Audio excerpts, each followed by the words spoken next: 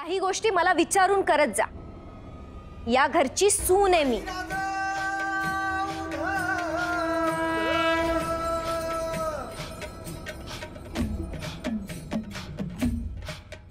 उगीच मनाने सगळं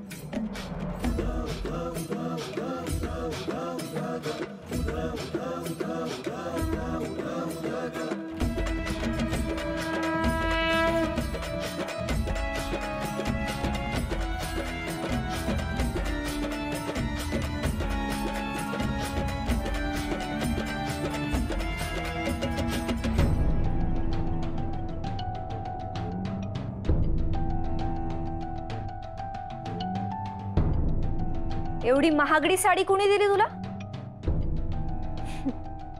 ही महागाची साडी नेसून तुला जर असं वाटत असेल की तू या घरची सून होशील तर स्वप्नातून बाहेर ये, कारण या घरची सून मी आहे आणि कुटुंब प्रमुखाने सुद्धा हे जाहीर केले। शिवाय सुनेचा पारंपरिक हार सुद्धा माझ्या गळ्यात आहे।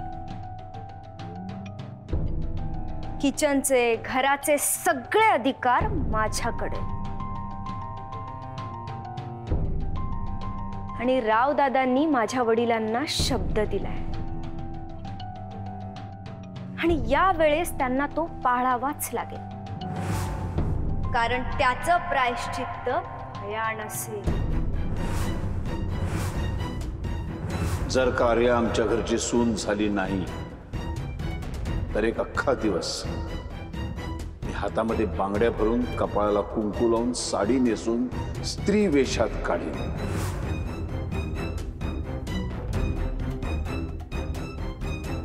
आर्याताई, नशिबाच्या पुढे नाही जात आहे आणि देवी आईच्या मनातलंही नाही बदलत आहे। तुम्हाला होणारा त्रास मला समजतोय। आपण यावर शांतपणे बोलू। ए, मला नाही बोलायचंय ना तुझ्याशी, तुझं तोंडही नाही पाहायचंय मला। ठीक आहे।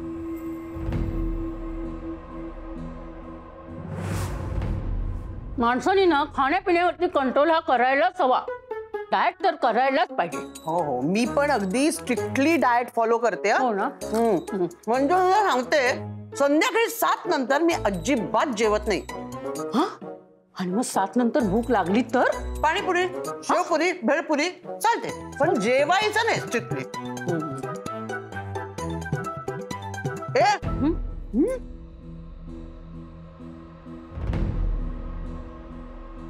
हे मुक्ते, तू आमच्यासारखे कपडे घालतोय म्हणून तू आमच्यातली होशील असं समजू नकोस।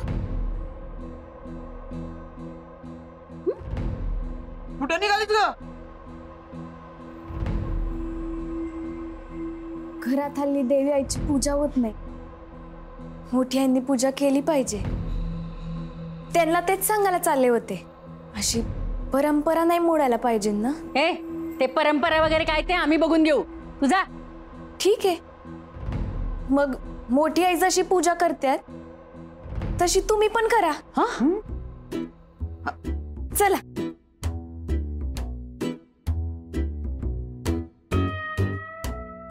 येते मी।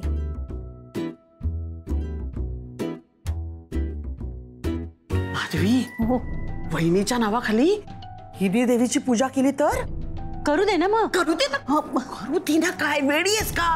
अगं, देवीची पूजा म्हणजे या घरातली सून करते, तिला सुनेचा अधिकार द्यायचा नाहीये ना आपण? मग हो हो ना। मग आता काय करायचं? आता काय करायचं? आर्या,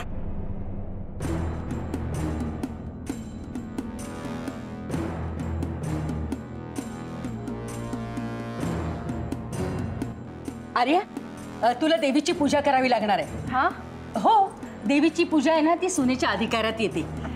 चला, पूजेची तयारी करा। पूजा ती कशी करायची? कशी करायची म्हणजे? पूजा करायची, त्यानंतर आरती करायची, त्यानंतर ते काय करायचं ग? नमस्कार करायचा। हा, नमस्कार।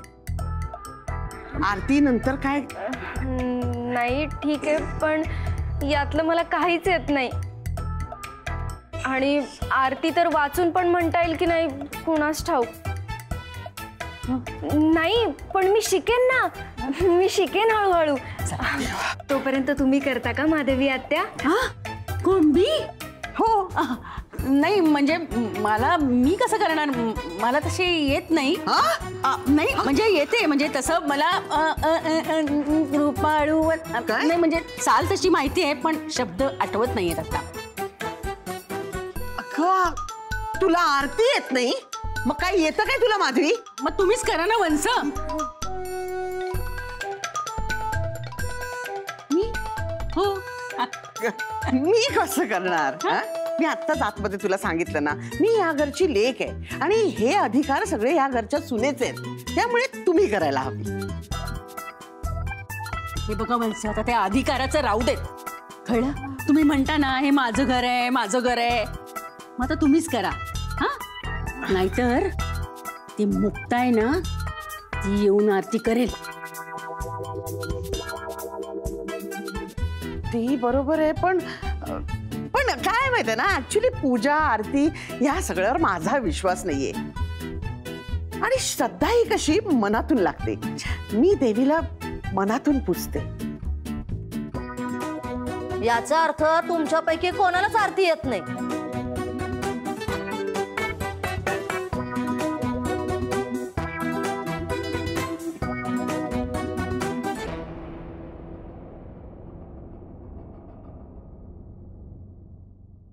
मोठी आई, आजीने दिलेली साडी नेसून भारी तयार होऊन आलीये. तुम्ही जर मला पाहिलत ना तर माझी नजरच काढसान.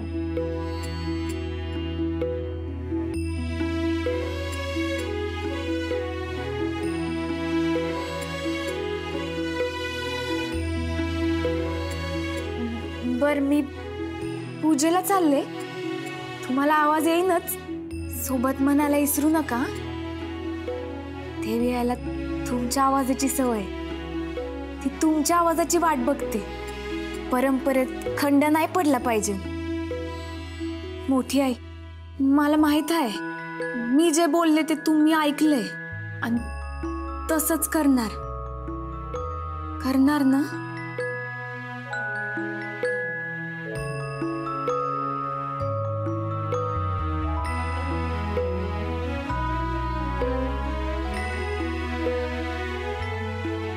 आजी, आनंदाची बातमी आहे. कसली बातमी? सगळ्यांना वाटतं मुक्ता देवीची आरती आणि पूजा करणार आहे. तिला अडवायचं पण अडवणार आहे कोण? कोणालाच आरती येत नाही बघा. आणि मुक्ताला आरती येते म्हणजे मुक्ताच आरती करणार, आणि जर मुक्ता आरती करणार आहे तर मग कोणीच काय करणार नाही. आजी, आपल्या मुक्ताला देवीची पूजा करायचा महत्वाचा अधिकार मिळालाय बघा. हाय की नाही गोड बातमी? भय ग भय, आज पहिल्यांदा तुझी बडबड कानाला लय गोड वाटती बघ. काय पण तुमचं आजी.